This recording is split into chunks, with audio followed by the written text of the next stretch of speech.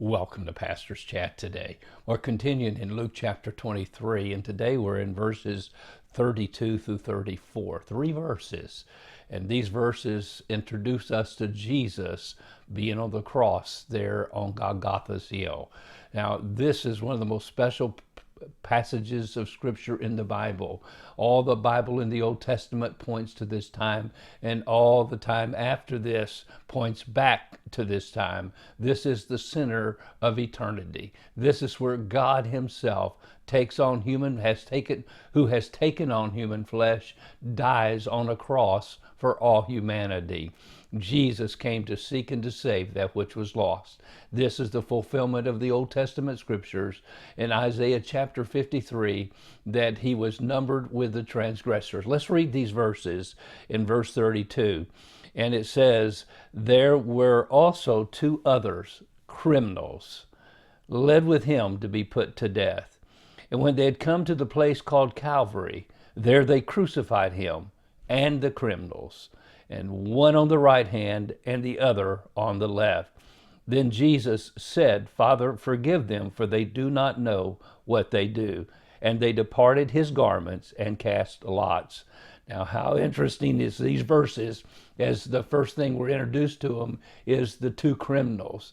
They're also called robbers in the Gospel of Matthew, which indicates that these were violent murderers who broke into homes and killed people and to get what they wanted. And they're being crucified with Jesus, one on the right and one on the left, the scripture tells us here. This fulfills that scripture that in Isaiah 53, verse 12, and he was numbered with the transgressors. And we see that. Now, the name Calvary comes from the Latin word cavria, which means a skull. The Greek word for it is cranium, starts with a K-R-A-N-I-O-N, which gives us our English word cranium, our skulls in our head that house our brain. And then the Aramaic word is Golgotha. And interesting, the word is not explained in the New Testament.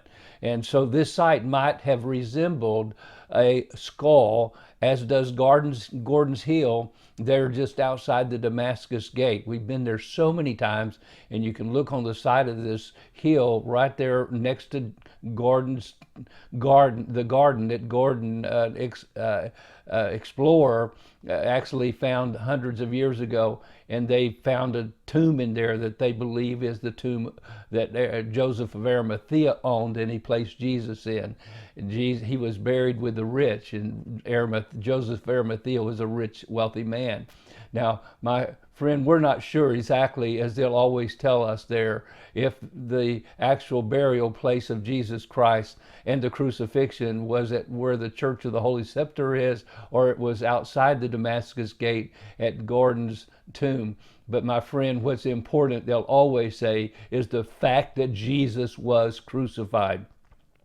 And so we know that the scripture teaches us that Jesus was crucified about 9 o'clock in the morning, and he remained on the cross until 3 p.m. And then we know that there was darkness over all the land from the time of noon till 3 p.m. And we see that during this time, Jesus spoke at least 7 times during these 6 terrible hours. And first he said, Father, forgive them, Luke 23:34. He said, today thou shalt be with me in paradise, to the thief, Luke 23:43. He said in the Gospel of John, verse 19, 25 through 27, woman, behold thy son. And then we believe there was 6 hours of darkness, and Jesus is silent at the beginning of that, and he cries out in Matthew 27:46, why have you forsaken me? That's when I believe Jesus took our eternity in hell as the Father turned his back on his Son. In John 19:28, he said, I thirst. And in John 19:30, he said, it is finished. And then here again in Luke 23:46, he said, Father, into thy hands I commit my spirit. So Luke only recorded the 3 of these statements, the first, the second, and the last. And he prayed for his enemies, and also he had a ministry to this thief that repented next to him, we'll see.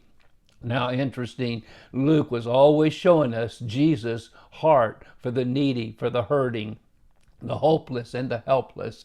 And even as Jesus is dying on the cross, he's crying out, Father, forgive them.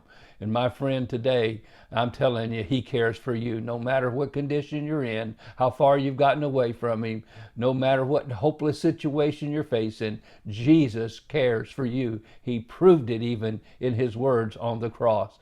God bless you, and you have a wonderful, wonderful day.